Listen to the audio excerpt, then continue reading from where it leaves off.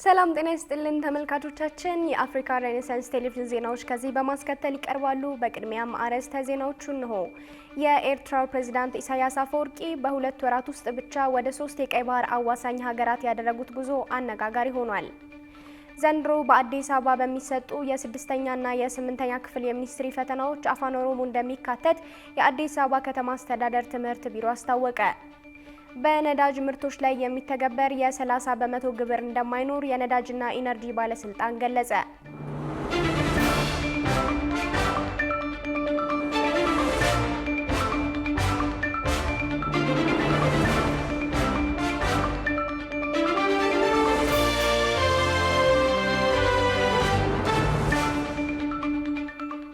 ተመልካቾቻችን በያላችሁበት የዓለም ጥግ ሰላምታችን ይድረስ። ይህ የአፍሪካ ሬኔሳንስ ቴሌቪዥን የዜና ሰዓት ነው። የተመራረጡ ዜናዎቻችንን ወደ እናንተ እናደርሳለን። አብራችሁ እንድትሆኑ የሚጋብዛችሁ ጽዮን ላይኩን ነኝ። የኤርትራው ፕሬዝዳንት ኢሳያስ አፈወርቂ በሁለት ወራት ውስጥ ብቻ ወደ 3 የቀይ ባህር አዋሳኝ ሀገራት ያደረጉት ጉዞ አነጋጋሪ ሆኗል። ፕሬዝዳንቱ በትናንትናው ዕለት ከቅርብ ጊዜያት ወዲህ በቀይ ባህር ጉዳይ ላይ ተጽዕኖ የጎላ ተደርጋ ወደምትቆጠረው ሳውዲ አረቢያ ለ4 ቀን ይፋ የስራ ጉብኝት መጓዛቸውን ተከትሎ ያዘጋጀንላችሁ ዝርዝር ዘገባ አለ። የሳልማን ቢን አብዱልአዚዝ አልጋውራሽ የሳውዲ አረቢያው ጠቅላይ ሚኒስትር መሐመድ ቢን ሳልማን በፈረንጆቹ 2016 የሳውዲ አረቢያን ኢኮኖሚ ከነዳጅ ጥገኝነት ባሻገር በሌሎች ዘርፎች ላይ እንዲደገፍ ለማድረግ ለ14 ዓመታት የሚቆይ የራዕይ 2030 እቅድ ይፋ አደረጉ። እቅዱ ሳውዲ ከ75 በመቶ በላይ በነዳጅ ላይ የተጣበቀ ኢኮኖሚዋ ትኩረቱን ወደ ነዳጅ አልባ ዘርፎች ማለትም እንደ ቱሪዝም፣ ማኒፋክቸሪንግ፣ ሎጂስቲክስ፣ ቴክኖሎጂና ፋይናንስ ላይ እንዲሆን የሚያደርግ ሲሆን ዓላማውም ከነዳጅ ውጭ ያለው ዘርፍ ከጠቅላላ የሀገር ውስጥ ምርት ያለውን ድርሻ ከ16 በመቶ ወደ 50 በመቶ ማሳደግ ነበር። ሳውዲ አረቢያ ከዛ ጊዜ ጀምሮ ይህንን እቅዷን ለማሳካት ትልቁን ትኩረቷን ቀይ ባህር ላይ ጥላለች። ላለፉት 10 ዓመታትም በቀይ ባህር ላይ የኢኮኖሚ ፍላጎታቸውን ለማሳካት ከሚራወጡ ሀገራት ከፊተኞቹ ተርታ ተመድባለች።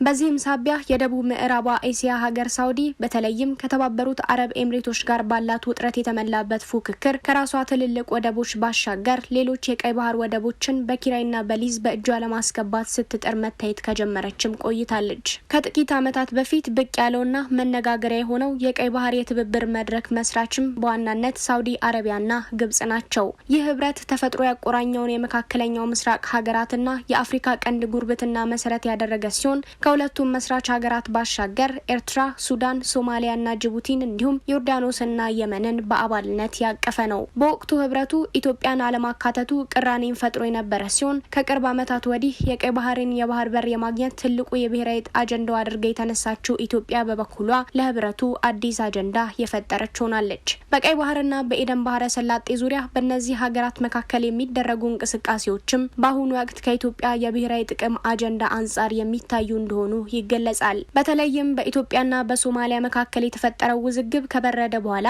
ኢትዮጵያ ከ3 አስርት ዓመታት በፊት በባለቤትነት የምታስተዳድረውን የአሰብ ወደብ የያዘችው ኤርትራ እንዲሁም የግብጽና የመሰል ሀገራት እያንዳንዱ የዲፕሎማሲ እንቅስቃሴ ከቀይ ባህር ጂኦ ፖለቲካ አንጻር ብዙ አንድምታ የሚሰጥበት ነው። ከዚሁ ጋር ተያይዞ ታዲያ የአፍሪካ ቀንድን የፖለቲካ እንቅስቃሴ በትኩረት የሚከታተሉ ተንታኞች በኤርትራ በኩል ያለውን አካሄድና የሀገራቱን አሁናዊ ሁኔታ በመጥቀስ ከኢትዮጵያ ጋር ግጭት ውስጥ የመግባት ዋዜማ ላይ እንደሆነች የሚነገርላት ኤርትራ ፕሬዝዳንቷ ኢሳያስ አፈወርቂ በዚሁ ጦርነት ባጠላበት የሁለቱ ሀገራት ሁኔታ ላይ በሁለት ወራት ጊዜ ውስጥ ብቻ ወደ 3 የቀይ ባህር አዋሳኝ ሀገራት ያደረጉት ጉዞ አነጋጋሪ ሆኗል። ኢሳያስ አፈወርቂ ለይፋ የስራ ጉብኝት በሚል በጥቅምት ወር ወደ ግብጽ ከዚያም ከሳምንታት በፊት ከጦርነቱ መጀመር አንስቶ ረግጧት ወደማያውቋት ሱዳን እንዲሁም በህዳር ማጠናቀቂያ ወደ ሳውዲ አረቢያ አቅንተዋል። የኢሳያስ የእነዚህ ሀገራት ጉብኝት የኢትዮጵያ የባህር በር ፍላጎት እየተጠናከረ ከመምጣቱና በተለያዩ የስልጣን ተዋረድ ላይ ያሉ የኢትዮጵያ መንግስት ባለስልጣናት ተደጋጋሚ አሰብ ተኮር ንግግር ጋር ተያያዥነት ያለው እንደሆነ ይገለጻል። ፕሬዚዳንቱ የሚረግጧቸው እነዚህ ሀገራት ቀይ ባህር ላይ ያላቸው ፍላጎት ሀያል ከመሆኑ ጋር ተያይዞ ከኢትዮጵያ በተቃራኒ ሊፈጠር የሚችል ህብረት ሊኖር ይችላል የሚለው የብዙዎች ምልከታ ነው። በተለይም ግብጽ በግልጽ ከአባይ ባሻገር በቀይ ባህርም ጉዳይ የምታራመዳቸው ጸረ ኢትዮጵያ እንቅስቃሴዎች ውስጥ ኤርትራን መጠቀሟ አይቀሬ መሆኑ ይነሳል። ሳውዲ አረቢያ በበኩሏ ከኢትዮጵያ ጋር ጥሩ የሚባል የወዳጅነት ዲፕሎማሲ ቢኖራትም ከዚህ ቀደምም በአባይ ጉዳይ ላይ እንዳሳየችው ግብጽ ተኮር ግንኙነት አሁንም በቀይ ባህር ላይ ሊደገም ይችላል ይችላል የሚል ስጋት አለ። ይሁንና ኢትዮጵያ ቀይ ባህርን ከቀይ ባህርም ደግሞ አሰብን በብሔራዊ ጥቅም አጀንዳ ደረጃ አጠናክራ ይዘዋለች። ዘንድሮ በአዲስ አበባ በሚሰጡ የ6ኛና የ8ኛ ክፍል የሚኒስትሪ ፈተናዎች አፋን ኦሮሞ እንደሚካተት የአዲስ አበባ ከተማ አስተዳደር ትምህርት ቢሮ አስታወቀ። ውሳኔው ዓለም አቀፍ ትምህርት ቤቶችንም ያካትታል ተብሏል። ጌታውን አበበ ተጨማሪ አለው። በአዲስ አበባ የ6ኛና የ8ኛ ክፍል የሚኒስትሪ ተፈታኞች አፋን ኦሮሞ እንደሚወስዱ ተገልጿል። ዘንድሮ በአዲስ አበባ በሚሰጡ የ6ኛና የ8ኛ ክፍል የሚኒስትሪ ፈተናዎች አፋን ኦሮሞ እንደሚካተት የአዲስ አበባ ከተማ አስተዳደር ትምህርት ቢሮ አስታውቋል። ቢሮ በአዲስ አበባ ለሚገኙ 11ዱም ክፍለ ከተሞች የትምህርት ጽሕፈት ቤቶች ማሳወቁን ባወጣው ደብዳቤ የገለጸ ሲሆን ደብዳቤው በመንግስት በግልና በዓለም አቀፍ አስፈታኝ ትምህርት ቤቶች ተፈጻሚ እንዲሆንና ትምህርት ቤቶችም ዝግጅት እንዲያደርጉ አሳስበዋል። ለ8ኛ ክፍል አማርኛና አፋን ኦሮሞ እንደ አንደኛ ቋንቋ እንደሚሰጥ በደብዳቤው ሲመላከት የሂሳብ፣ የእንግሊዝኛ፣ የሳይንስና የዜግነት ወይም የግብረ ገብ ትምህርቶችም እንደሚሰጡ አመላክቷል። የ6ኛ ክፍል ፈተና በአማርኛ ስርዓተ ትምህርት ለሚያስተምሩ ትምህርት ቤቶች አማርኛ እንደ አንደኛ ቋንቋ ሲሰጥ፣ አፋን ኦሮሞ ደግሞ እንደ ሁለተኛ ቋንቋ ይሰጣል ተብሏል። የ6ኛ ክፍል ፈተናን በአፋን ኦሮሞ ስርዓተ ትምህርት ለሚያስተምሩት ደግሞ አፋን ኦሮሞ እንደ አንደኛ ቋንቋ ሲሰጥ፣ አማርኛ እንደ ሁለተኛ ቋንቋ ይሰጣል የተባለ ሲሆን ሌሎችም የትምህርት አይነቶች ሂሳብ፣ እንግሊዝኛ፣ አካባቢ ሳይንስና ግብረ ገብ ተመሳሳይ መሆናቸው ተገልጿል። ደብዳቤውን የፈረሙት የቢሮ ምክትል ኃላፊ አቶ ዲና ኤልጫላ በጉዳዩ ላይ ማብራሪያ ተጠይቀው ጉዳዩ የሚመለከተው ሌላ ሰው ነው ያሉ ሲሆን የቢሮው የሕዝብ ግንኙነት ኃላፊ አቶ አበበ በበኩላቸው ስለ ጉዳዩ ማጣራት ይኖርብኛል በማለት ዝርዝር መግለጫ ከመስጠት ተቆጥበዋል ሲል ሪፖርተር አስነብበዋል። በነዳጅ ምርቶች ላይ የሚተገበር የ30 በመቶ ግብር እንደማይኖር የነዳጅና ኢነርጂ ባለስልጣን ገለጸ። ከታህሳስ ወር ጀምሮ በነዳጅ ምርቶች ላይ 15 በመቶ ተጨማሪ እሴት ታክስ፣ ቫትና 15 በመቶ ኤክሳይዝ ቀረጥን ያካተተ አጠቃላይ 30 በመቶ ታክስ ሊጣል መሆኑ ሲነገር ነበር። ብዙነህ እንዳለ ተጨማሪ አለው። የኢትዮጵያ መንግስት ለረጅም ጊዜ የዘለቀውን የነዳጅ ድጎማ ቀስ በቀስ ለማስወገድ ከሚወስዳቸው ሰፋፊ የኢኮኖሚ ማሻሻያዎች አንዱ የሆነው አዲስ የግብር አወቃቀር ተግባራዊ ሊደረግ ነው በሚል ከታህሳስ ወር ጀምሮ በነዳጅ ምርቶች ላይ 15% ተጨማሪ እሴት ታክስ ወይም ቫት እና 15% ኤክሳይዝ ቀረጥን ያካተተ አጠቃላይ 30% ታክስ ሊጣል ነው በሚል መነጋገሪያ ሆኖ በተለያዩ ሚዲያዎች ጭምር ሲዘገብ እንደነበር ይታወቃል። ይህንንም ምክንያት በማድረግ በአዲስ አበባ እንዲሁም በተለያዩ ክልል ከተሞች የነዳጅ እጥረት ያጋጠመ በሚመስል መልኩ ረጃጅም የነዳጅ ሰልፎች ተስተውለዋል። ነገር ግን የነዳጅና ኢነርጂ ባለስልጣን ለሪፖርተር በሰጡት ቃል ከታህሳስ ወር 2018 ዓ.ም ጀምሮ በነዳጅ ምርቶች ላይ የሚተገበር የ30 በመቶ ግብር እንደማይኖር አስታውቀዋል። የነዳጅና ኢነርጂ ባለስልጣን ዋና ዳይሬክተር ዶክተር ደስታው መኳንንት ከታህሳስ ወር 2018 ዓ.ም ጀምሮ በነዳጅ ምርቶች ላይ የ30 በመቶ ግብር ይጣላል የሚል መረጃ በማህበራዊ ሚዲያዎች ላይ ሲዘዋወር መቆየቱን፣ ነገር ግን ይህ መረጃ ሐሰተኛ መሆኑን ገልጸዋል። ገንዘብ ሚኒስቴርን ጨምሮ በጉዳዩ ላይ በየትኛውም የመንግስት አካል የተሰጠ መግለጫ እንደሌለ ማረጋገጣቸውን የገለጹት ዋና ዳይሬክተሩ ይጣላል የተባለው ግብርን በማህበራዊ ሚዲያ ላይ የተፈጠረ እንጂ የነዳጅና ኢነርጂ ባለስልጣን የሚያውቀው ከዚህ ወር ጀምሮ የሚጣል ምንም አይነት የግብር ጭማሪ እንደማይደረግና መንግስትም ይህንን የማድረግ እሳቤ እንደሌለው መሆኑን ተናግረዋል። በሐሰተኛ መረጃ የተነሳ ማህበረሰቡ ላልተገባ ሰልፍና እንግልት እየተዳረገ ይገኛል ያሉት ዋና ዳይሬክተሩ ያለምንም ይፋዊ የመንግስት ውሳኔ ከወጣው የነዳጅ ዋጋ ውጪ ያለአግባብ ጭማሪ የሚያደርጉ የነዳጅ አከፋፋይ ኩባንያዎች፣ ማደያዎች ተጠያቂ እንደሚደረጉም አሳስበዋል። በአዲስ አበባ ከተማ በመደበኛ ሁኔታ ነዳጅ እየቀረበ መሆኑን፣ ነገር ግን በዚህ ሐሰተኛ መረጃ ምክንያት ፍጆታ ላይ ጭማሪ መፈጠሩን ገልጸዋል። የተናፈሰው መረጃ ስህተት መሆኑን ለነዳጅ ኩባንያዎችና ማደያዎች በተደጋጋሚ እያሳወቁ መሆናቸውን የገለጹት ዋና ዳይሬክተሩ ኩባንያዎች ባልተፈለገ መንገድ ተታለው ከጅቡቲ የተረከቡትን ነዳጅ ላልተገባ ጥቅም የማዋል እሳቤ እንዳይፈጠርባቸው በድጋሚ አሳስበዋል። ባለስልጣኑ የተለያዩ ስርዓቶችን በመከተል ጥብቅ የሆነ ክትትል እያደረገ እንደሚገኝና በዚህ ውስጥም ህገወጥ ተግባር ላይ የተሰማሩ እየተገኙና ቁጥጥር እየተደረገባቸው መሆኑን እንዲሁም የተላለፈባቸው ውሳኔም ወደፊት እንደሚያሳውቁ ጠቁመዋል። ጥቅምት 27 ቀን 2018 ዓ.ም በአፋር ክልል ሰመራ ሎጊያ ከተማ አስተዳደር የነዳጅ ምርቶች ላይ ቅሸባ እየተፈጸመበት የሚገኝ ስፍራ ላይ በብሔራዊ መረጃና ደህንነት አገልግሎት በተደረገ ጥናትና ከፌዴራልና ከክልሉ ፖሊስ ጋር በመሆን በተደረገ የክትትል ስራ 10 አጥፊዎች በቁጥጥር ስር መዋላቸው መገለጹ ይታወሳል። የብሔራዊ መረጃና ደህንነት አገልግሎት በወቅቱ እንዳስታወቀው አጥፊዎቹ በሎጊያ ከተማ ውስጥ 13 የሳጠራ ቤትና መጠለያ በመስራት ከጅቡቲ ወደ ሀገር ውስጥ የሚገቡ የነዳጅ ምርቶች ላይ ቅሸባ እየፈጸሙ እንደነበረም ተገልጿል። ታንዛኒያ በተቃውሞ ስጋት በታሪክ ለመጀመሪያ ጊዜ የነጻነት ቀኗ በአደባባይ እንዳይከበር አገደች። በሌላ ዜና አዲሱ የአሜሪካ ብሔራዊ ደህንነት ስትራቴጂ ሰነድ ሩሲያን ሲያስፈነጥዝ የአውሮፓ ሀገራትን ማስቆጣቱን ኤኤፍፒ ዘግቧል። የውጭ ትንታኔና ዓለም አቀፍ ጉዳዮች ዘጋቢያችን ቃል ኪዳን ይጥና ጉዳዩን እንዲህ በዝርዝር ተመልክቶታል። Imagine going to war with nothing but a bottle of magic water and a whole lot of faith. No rifles, no grenades. Just a liquid said to turn bullets into raindrops. እንደ ግሪጎሪያኑ አቆጣጠር በ1898 የጀርመን ቅኝ ገዢዎች ያኔ ታንጋኒካ ተብለው የሚጠራውን የታንዛኒያ አብዛኛውን ክፍል ወረሩ። ነዋሪውንም ለጉልበት ብዝበዛ በመዳረግ ብሎም ከፍተኛ ግብር በመጣል እጅግ ጨካኝ አስተዳደር ተከሉ። ሀገሬው ተማረረ፣ ተሰቃየ። በ1904 ግን ሁሉን ያውቃሉ የተባሉ አንድ ሰው ብቅ ሲሉ የነዋሪው ተስፋ ለመለመ። ሰውየው ኪንጀከቴሊ ይባላሉ። ጤን እባብ ተቆጣጥሮ ይሉ የነበሩት እኚህ ሰው ከማሽላ ዱቄትና ከውሃ ተቀይጦ የተዘጋጀ ማጂ የተባለ ጥይት መከላከያ ፈሳሽ አንዳች መንፈስ እንደሰጣቸው ማስወሩ። ሰዎች በቀላሉ አምነው ተቀበሏቸው።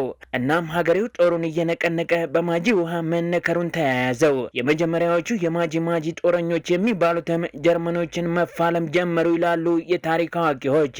አማጽያኑ በአካባቢው የሚገኙ የጀርመን ባለስልጣናት ላይ ጥቃት ከከፈቱ በኋላ ግን ኪንጀከቴሊ በአገር ክህደት ወንጀል በሚል በስቅላት ተቀጡ። ምንም እንኳን ማጂ ውሃቸው ተከታዮቻቸውን ከጀርመን ጥይት ባይታደገም አመጻ በየስፍራው እንዲስፋፋ ግን ሰበብ ሆኗል። ለሚቀጥሉት 2 ዓመታት 20 የተለያዩ ጎሳዎች ጀርመኖችን ተፋልመዋል። እንደ ታሪክ አጥኚዎች ምስክርነት ከሆነ ኪንጀከቴሊ የዘሩት የተስፋና የእምነት ዘር ያን እምነት በሰው ልብ ባያሰርጹ ኖሮ ማንም ባልተፋለመ ነበር። ባይፋለሙ ኖሮ ደግሞ በአፍሪካ ጸረ ቅኝ አገዛዝ ተጋድሎ ጉልህ ስፍራ ከሚሰጣቸው አመጻዎች አንዱ ስለሆነው ስለ ማጂ አመጽ ዛሬ ማውራቱ ባላስፈለገን ነበር። ምንም እንኳን የነጻዋ የታንጋኒካ የመጀመሪያው ፕሬዝዳንት ጁሊየስ ኔሬሬ የማጂ አመጻን አገራቸው በግሪጎሪያኑ 961 ለተቀዳጀችው ነጻነት የተጋድሎ መንደርደሪያ አድርገው ቢቆጥሩትም ዛሬ ግን ታንዛኒያ በመጀመሪያው የአገሪቱ ሴት ፕሬዝዳንት ሳሚያ ሱሉሁ ሐሰን የስልጣን ዘመን ከ64 ዓመታት በኋላ በታሪክ ለመጀመሪያ ጊዜ ሺዎች የህይወት መስዋዕትነት ከፍለውበት ያረጋገጡትን የነጻነት ቀን በተቃውሞ ፍራቻ ሳቢያ በአደባባይ እንዳይከበር መከልከሏን ኤኤፍፒ ዘግቧል።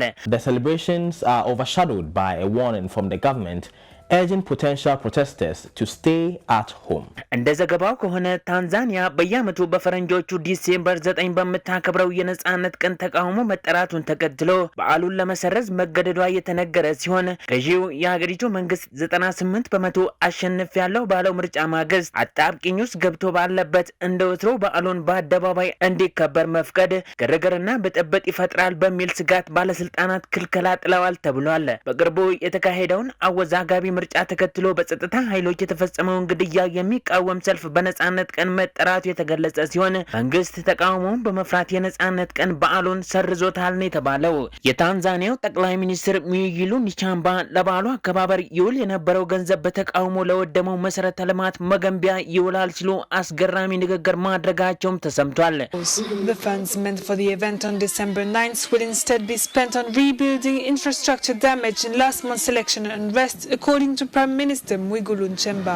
መንግስት ከተቃውሞ በፊት የነዳጅ ማደያዎች ለሞተር ሳይክል ነጂዎች 2 ሊትር ነዳጅ ብቻ እንዲቀዱ ማዘዙን የኤኤፍፒ ዘገባ የሚያመለክት ሲሆን በምርጫው ዞግ በተቃዋሚ የፖለቲካ ፓርቲ እንቅስቃሴዎች ላይ የተወሰደው የኃይል እርምጃ እንደዚሁም ተቃውሞ ሲቀሰቀስ በመላ ታንዛኒያ የኢንተርኔት ግንኙነት እንዲቋረጥ መደረጉ በርካቶችን የሀገሪቱ የዲሞክራሲ ምህዳር ወዴት እየሄደ ነው ብለው እንዲጠይቁ ማድረጉን ለመታዘብ ችለናል። ታንዛኒያ በተቃውሞ ፍራቻ በታሪክ ለመጀመሪያ ጊዜ የነጻነት ቀኗን መሰረዟን ተከትሎም ጣቢያችን አፍሪካን ሬኔሳንስ ቴሌቪዥን በኢትዮጵያ የታንዛኒያ ኤምባሲን በማነጋገር ሀሳባቸውን በዘገባው ለማካተት ጥረት አድርጎ የነበረ ቢሆንም እንዳለመታደል ሆኖ ሳይሳካ ቀርቷል።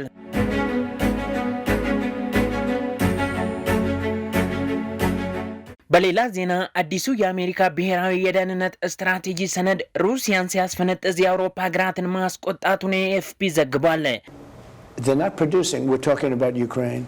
They talk, but they don't produce.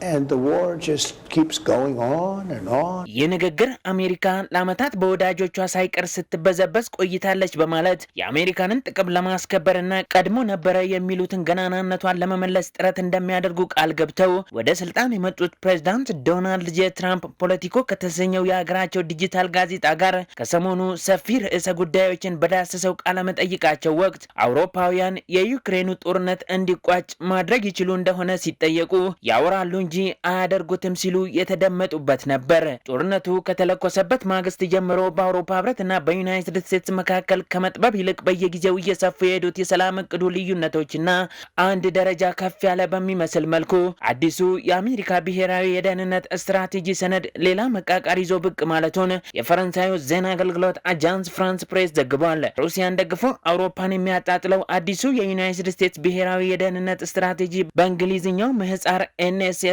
ሰነድ እያነጋገረ ነው የተባለ ሲሆን መላው የአውሮፓ አህጉርን በእጅጉ አስቆጥቶ የጀርመንን ጨምሮ የአውሮፓ ሀገራት መሪዎችን ስለ ዲሞክራሲ የአሜሪካ ምክር አያስፈልገንም እንዲሉ ማድረጉን የተሰማው በሰነዱ ላይ ወቀሳ ከሰነዘሩት የአህጉሪቱ አገራት መሪዎች መካከል ከመጀመሪያዎቹ ተርታ የሆኑት የጀርመኑ መራሄ መንግስት ፍሬድሪክ ሜርስ አሜሪካውያን በአውሮፓ አሁን ዲሞክራሲን ለማዳን እንፈልጋለን ማለታቸው እኔ እንደማስበው ፈጽሞ አስፈላጊ አይደለም። መዳን ቢያስፈልገው ኖሮ ያንን እኛው በራሳችን ብቻችንን የማድረግ አቅሙም ተነሳሽነቱም አለን ሲሉ የዩናይትድ ስቴትስን እቅድና እርምጃ እዛው በጸበልሽ ማለታቸውን AFP ዘግቧል። I see no need for the Americans to now want to save democracy in Europe. If it were necessary to save it, we would manage that on our own.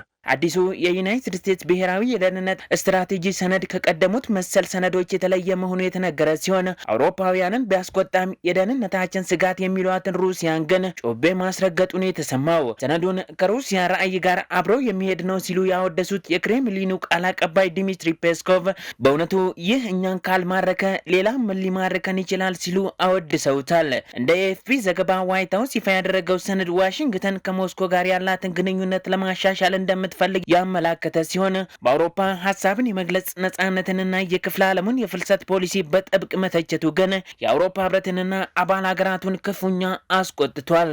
German Chancellor Friedrich Merz has also rejected the US plan to ባለፉት 4 ወራት ውስጥ ብቻ በኤሌክትሪክ መሰረተ ልማት በደረሰው ውድመት ከ143 ሚሊዮን ብር በላይ ጉዳት ደርሶብኛል ሲል የኢትዮጵያ ኤሌክትሪክ አገልግሎት አስታወቀ። አገልግሎቱን ያስታወቀው በኤሌክትሪክ መሰረተ ልማትና የኃይል ስርቆት ላይ የደረሰበትን ጉዳት አስመልክቶ በሰጠው መግለጫ ነው። ዮናስ ግርማ ዝርዝሩን ይዞታል። ባለፉት 4 ወራት ውስጥ በደረሰ ስርቆትና ውድመት ከ143 ሚሊዮን ብር በላይ ጉዳት መድረሱን የኢትዮጵያ ኤሌክትሪክ አገልግሎት አስታወቀ። የኢትዮጵያ ኤሌክትሪክ አገልግሎት በኤሌክትሪክ መሰረተ ልማትና የኃይል ስርቆት ላይ የደረሰበትን ጉዳት አስመልክቶ በሰጠው መግለጫ ተቋሙ በተለያዩ ምክንያቶች በሚደርሱ ውድመቶች ከ100 ሚሊዮን ብር በላይ በውድመት ምክንያት ማጣቱንም ገልጿል። መግለጫውን የሰጡት የኢትዮጵያ ኤሌክትሪክ አገልግሎት የኮሚኒኬሽን ዋና ስራ አስፈጻሚ አንዋር አብራር ባለፉት 4 ወራት ውስጥ ብቻ በመሰረተ ልማት ላይ በተፈጸመ ስርቆት፣ በመኪና አደጋ በደረሰው ውድመትና ኃይል ስርቆት በድምሩ ከ114 ሚሊዮን ብር በላይ የሚገመት ጉዳት በተቋሙ ላይ መድረሱን ገልጸዋል። በ17 ትራንስፎርመሮች ላይ በተፈጸመ ስርቆት 23 ሚሊዮን 85847 ብር ኪሳራ ደርሷል ያሉት ኃላፊው በኤሌክትሪክ ኃይል አስተላላፊ ኬብል ስርቆት ደግሞ ከ88 ሚሊዮን ብር በላይ ጉዳት ደርሷል ሲሉ ገልጸዋል። በተጨማሪም በመኪና ግጭት የደረሰ የመሰረተ ልማት ውድመት ብዛት 15 ሲሆን በብር ሲተመን 18 ሚሊዮን 173731 ብር ጉዳት ማጋጠሙን አብራርተዋል። ተቋሙ ላይ ባለፉት 4 ወራት 36.45 ሜጋዋት የኤሌክትሪክ ኃይል ስርቆት መፈጸሙን ጠቁሞ በዚህም ምክንያት ተቋሙ 13 ሚሊዮን 184677 ብር አጥቷል ሲሉ አብራርተዋል። በኤሌክትሪክ ማመንጫ ማስተላለፊያ ወይም ማከፋፈያ ተቋማት ላይ ጉዳት ያደረሰ ከ5 እስከ 15 ዓመት በሚደርስ ጽኑ እስራት ወይም 50 ሺህ በሚደርስ ገንዘብ ሊቀጣ ይችላል። ከዚህ አኳያ አሁን ላይ በተፈጸመው ውድመትና ስርቆት 107 ክሶች የተከፈቱ ሲሆን ከ10 በላይ የወንጀል ክሶች በፖሊስ ምርመራ ሂደት ላይ እንደሚገኙ ኃላፊው ገልጸዋል። በኤሌክትሪክ ኃይል መሰረተ ልማት ላይ የሚደርስ ስርቆትና ውድመቶች የሚያስከትሉ ችግር እንደ ሀገር ከፍተኛ መሆኑ በመግለጫው ላይ ተገልጿል። በመሆኑም ይህ ጉዳይ በሕግ ብቻ የሚፈታ ባለመሆኑ ህብረተሰቡ አስፈላጊውን ትብብር እንዲያደርግም የኤሌክትሪክ መስሪያ ቤቱ ጥሪ አቅርበዋል። የሚወድመውና የሚሰረቀው የኤሌክትሪክ መሰረተ ልማትና የኤሌክትሪክ ኃይል ኃይል በቀጥታም ይሁን በተዘዋዋሪ የእያንዳንዱን ዜጋ የግል አኗኗር የሚጎዳና የሀገር ኢኮኖሚ እድገትን የሚያቀጭጭ መሆኑን መገንዘብ እንደሚያስፈልግ በመግለጫውም ተጠቁሟል። የተቋሙ የማርኬቲንግ ሽያጭና ደንበኞች አገልግሎት ኤክስኪዩቲቭ ዳይሬክተር አቶ ብርሃኑ ኦልጂራ የኃይል ስርቆትን ለመከላከል በተቋሙ አስተማሪ ቅጣት እርከኖችን ያካተተ መመሪያ መዘጋጀቱን ገልጸዋል። በመመሪያው የኃይል ስርቆት የፈጸመ ደንበኛ ከ20 እስከ 100 ሺህ ብር የሚደርስ ቅጣት እንደሚቀጣ ገልጸው ተጨማሪ ስርቆት ሲፈጽም ከተገኘ ቅጣቱ እጥፍ እየሆነ እንደሚቀጥልም አስረድተዋል። በተጨማሪም ከተቋሙ ሰራተኞች ውጪ ስርቆት የጠቆሙ አካላት የቅጣቱን 25 በመቶ የሚከፈላቸው መሆኑንም ገልጸዋል። ክቡራትና ክቡራን ተመልካቾቻችን አሁንም የአፍሪካ ሬኔሳንስ ቴሌቪዥን ዜናዎች እንደቀጠሉ ናቸው። ወደ ቀጣዮቹ ጉዳዮቻችን ከመሻገራችን በፊት ይፋዊ የማህበራዊ ገጾቻችንን እናስታውሳችሁ ወደድን። በቴሌቪዥን ስርጭት ያለፏችሁን ፕሮግራሞቻችንን ከ1.8 ሚሊዮን በላይ ሰብስክራይበሮች ባሉት አርትስ ቲቪ ወርልድ የዩቲዩብ ገጻችን በኩል ልትከታተሉ ትችላላችሁ። በተጨማሪም በርካታ ተከታዮችን ባፈራንባቸው በፌስቡክ፣ በቀድሞ ትዊተርና በአሁኑ ኤክስ እንዲሁም በቲክቶክና ኢንስታግራም ገጾቻችን በኩል ቤተሰብ መሆን ትችላላችሁ። ከቆይታ በኋላ የምስራቅና የመካከለኛ ሀገራት የፓን አፍሪካ የተማሪዎች እግር ኳስ ውድድር ኢትዮጵያ በሁለቱም ጾታዎች ሁለተኛ ደረጃን ይዛ ማጠናቀቋን ጨምሮ የተመራረጡ ስፖርታዊ መረጃዎችን ወደ እናንተ እናደርሳለን። ይጠብቁን። ኢትዮጵያና ናይጄሪያ በባቡር ሊገናኙ እንደሆነ ተገለጸ። ኢትዮጵያ ከሳህራ በታች ከሚገኙ 40 የአፍሪካ ሀገሮች ጋር ያላትን የባቡር ትራንስፖርት ትስስር የሚያሳድግ ፕሮጀክት ተግባራዊ ሊደረግ መሆኑን የትራንስፖርትና ሎጂስቲክስ ሚኒስቴር አስታውቋል። ሩሃ ግርማ ተጨማሪ አላት። በአፍሪካ ውስጥ ከፍተኛ የህዝብ ብዛት ያላቸው ሁለት ሀገሮች የሆኑት ኢትዮጵያና ናይጄሪያ በኢትዮጵያ የትራንስፖርትና ሎጂስቲክስ ሚኒስቴርና በናይጄሪያ ኢንሳይት ዳይናሚክ ሪሶርስ በኩል የጋዝ በባቡር የኢኮኖሚ ኮሪደር ሽርክና መጀመራቸው ተገልጿል። የትራንስፖርትና ሎጂስቲክስ ሚኒስቴር ዴታ አቶ በርኦ ሐሰን ጋዝን በባቡር የኢኮኖሚ ኮሪደር ንቅናቄ የደን ጭፍጨፋን በማስቀረት የተፈጥሮ ጋዝን ጨምሮ ሌሎች ንጹህ የታዳሽ ኃይል አማራጮችን ከሰሃራ በታች በ40 ሀገሮች ለማስፋፋት እንደሚረዳ ገልጸዋል። ኢትዮጵያን ከሱዳን፣ ከጅቡቲ፣ ከበርበራና ከሌሎች በአካባቢው ካሉ ወደቦች ያገናኛል ተብሎ ጥናት ተደርጎበት የተለየ ከ5000 ኪሎ ሜትር በላይ የባቡር መስመር መኖሩን ተናግረው ነገር ግን ከዚህ ውስጥ ወደ ስራ የገባው 902 ኪሎ ሜትር ብቻ እንደሆነና ቀሪውን ለመተግበር የግሉ ዘርፍ ኢንቨስትመንት ወሳኝ ነው ሲሉ አስረድተዋል። ጋዝን በባቡር የኢኮኖሚ ኮሪደር ንቅናቄ መስራችና የፕሮጀክቱ የልማት ፕሮግራም አስተባባሪ ሙሳ ኢብራሂም ኩቺ ፕሮጀክቱ በግሉ ዘርፍ የሚመራ የኢንቨስትመንት ንቅናቄ መሆኑንና ከሰሃራ በታች ያሉ 40 ሀገሮችን ከ73000 ኪሎ ሜትር በላይ በሚሸፍን የባቡር መሰረተ ልማት የሚያገናኝ ትልቅ ኢንዱስትሪ ልማት ፕሮግራም መሆኑን ገልጸዋል። ስምምነቱ በአፍሪካ የሚስተዋለውን የኃይል እጥረት ለመቅረፍ፣ የደን ጭፍጨፋን ለማስቀረት፣ በነዳጅ ምትክ የተፈጥሮ ጋዝን ታዳሽ ኃይልን ተጠቃሚ በማድረግ የአየር ንብረትን ቀውስን ለመቋቋም፣ ኢኮኖሚን በፍትሃዊነት ለማሳደግና የአህጉሪቱን ዓለም አቀፍ ተወዳዳሪነት ለማጠናከር ሚና እንደሚኖሩ አስረድተዋል። ፕሮጀክቱ ከሰሃራ በታች የሚገኙ ሀገሮች እንደ አውሮፓውያን አቆጣጠር በ2025 ከሚያስፈልጋቸው የኃይል አቅርቦት ውስጥ 50 በመቶን እንዲያሳኩ እንደሚያግዛቸው ተናግረው 270 ጊጋዋት የሚያመነጭ የኃይል ጣቢያ በአፍሪካ ለማቋቋም እስከ 470 የሚደርሱ ከፍተኛ አቅም ያላቸው የጋዝ ተርባይኖችን ወደ ስራ የማስገባት እቅድ መኖሩን ጠቁመዋል። ፕሮጀክቱ ከ500 ቢሊዮን እስከ 1 ትሪሊዮን ዶላር ወጪ ይደረግበታል ተብሎ እንደሚጠበቅም ተገልጿል። የፕሮጀክቱ እቅድ ጥቅል ስምምነት ለሀገር መሪዎች ቀርቦ ውይይት እንደሚደረግበትና ጋዝን በባቡር የኢኮኖሚ ኮሪደር ንቅናቄ 100 በመቶ በግል ፋይናንስ በዘላቂ ዓለም አቀፍ አጋር አካላትና በአየር ንብረት ለውጥ ፈንድ ፋይናንስ እንደሚደረግ ተገልጿል። የፕሮጀክቱ የልማት ፕሮግራም አስተባባሪ ሙሳ ኢብራሂም እንደ አውሮፓውያን አቆጣጠር በ2050 አፍሪካ የ2.5 ቢሊዮን ህዝብ መኖሪያ ትሆናለች ተብሎ እንደሚጠበቅ ይህንን አሃዝ መሰረት ያደረገ ስርዓት መገንባት እንደሚያስፈልግና ለዚህም በመጪው ዓመት የአፍሪካ ሀገሮች ከፍተኛ ባለስልጣናት የአህጉርና ዓለም አቀፍ ኢንቨስተሮች የሚገኙበት ጉባኤ በአዲስ አበባ እንደሚደረግ እንዲሁም የድንበር ተሻጋሪ ፕሮጀክቱ ስምምነትን ያጸድቃሉ ተብሎ እንደሚጠበቅም አብራርተዋል። በአዲስ አበባ እንደ አውሮፓውያን አቆጣጠር በ2026 በሚደረገው ጉባኤ የሀገሮች ከፍተኛ ባለስልጣናት የአህጉርና ዓለም አቀፍ ኢንቨስተሮችን ጨምሮ 1000 ያህል ተሳታፊዎች ይገኛሉ ተብሎ እንደሚጠበቅም ተገልጿል። ክቡራን ተመልካቾቻችን አሁን ዛሬ ምሽት በስድስተኛ ዙር የአውሮፓ ሻምፒየንስ ሊግ ማንቸስተር ሲቲ ከሪያል ማድሪድ ጋር የሚያደርጉትን ተጠባቂ ጨዋታ ጨምሮ የተመራረጡ ስፖርታዊ መረጃዎችን ወደ እናንተ የምናደርስበት ሰዓት ላይ ደርሰናል። ስፖርታዊ መረጃዎቹ በባልደረባችን ሷሊ መሐመድ ወደ እናንተ ይደርሳሉ። ከመረጃዎቹ ጋር መልካም ቆይታ። ከአፍሪካ ሬኔሳንስ ቴሌቪዥን የሰዓቱን ስፖርታዊ መረጃዎች ይዘምተናል። መረጃዎቻችንን ከሀገር ውስጥ እናስቀድማለን። የምስራቅና የመካከለኛ ሀገራት የፓን አፍሪካ የተማሪዎች እግር ኳስ ውድድር ፍጻሜውን ሲያገኝ ኢትዮጵያ በሁለቱም ጾታዎች ሁለተኛ ደረጃን ይዛ አጠናቀቀች። የሁለቱም ጾታ የፍጻሜ ውድድሮች ትላንት ሲከናወኑ ኢትዮጵያ ታዳጊ ተማሪዎች በሁለቱም ጾታ በመለያ ምት ተሸንፈው ዋንጫውን አጥተዋል። ከ15 ዓመት በታች የሆኑ ተማሪዎች በተሳተፉበት በዚህ ውድድር በሴቶች ፍጻሜ ኢትዮጵያ ታንዛኒያን ገጥማ በመለያ ምት 5-4 ተሸንፋለች። በተመሳሳይ በወንዶቹም ዩጋንዳ ጋር ያደረጉትን የፍጻሜ ጨዋታ መደበኛውን የጨዋታ ክፍለ ጊዜ ያለ ግብ አጠናቀው አሸናፊውን ለመለያ በተሰጠ መለያ ምት አዘጋጇ ዩጋንዳ ኢትዮጵያን 3-1 በማሸነፍ የዋንጫው ባለቤት መሆን ችላለች። ቡድኖቹ ባገኙ ደረጃ ምክንያት ለእያንዳንዳቸው የ75,000 የአሜሪካ ዶላር ሽልማት የተበረከተላቸው ሲሆን በድምሩ ኢትዮጵያውያኑ 150,000 የአሜሪካ ዶላር ይዘው ወደ ሀገራቸው እንደሚመለሱ ተገልጿል። በውድድሩ ላይ ከተጫዋቾች በተጨማሪ ታዳጊ የጨዋታ አመራሮች የሆኑት ሀና ደመቀ በረዳት ዳኝነት እንዲሁም ለአከማሪያም ደረጃ በዳኝነት ተሳታፊ መሆን ችለዋል። ኢትዮጵያ እግር ኳስ ፌዴሬሽን በሮድቱ 2029 መርሃ ግብር ታዳጊ ዳኞችን ወደ እግር ኳስ ለማምጣት ፕሮጀክት ቀርጾ እየሰራ የሚገኝ ሲሆን ሁለቱ ታዳጊዎችም የዚህ ፕሮጀክት አካል መሆናቸው ተገልጿል። ባየር ሙኒክ፣ ሊቨርፑል እና ቶተንሃም ድል ሲቀናቸው ኢንተር ሚላን እና ቸልሲ ሽንፈት አስተናግደዋል። በአውሮፓ ቻምፒዮንስ ሊግ የሊግ ምዕራፍ 6ኛ ጨዋታ ሊቨርፑል ከሜዳ ውጪ ኢንተር ሚላንን 1-0 አሸንፏል። ከጨዋታው አስቀድሞ ከመሐመድ ሳላህ ጋር በተፈጠረው አለመግባባትና ተጫዋቹ በሰጠው አስተያየት ምክንያት የቡድኑ ስሜት እንዳይረበሽ ቢሰጋም ሊቨርፑል ጥሩ ተጫውቶ አሸንፏል። ለመርሲሳይዱ ክለብ አማካዩ ዶሚኒክ ሶቦዝላይ ብቸኛዋን ግብ በፍጹም ቅጣት ምት ከመረብ አሳርፏል።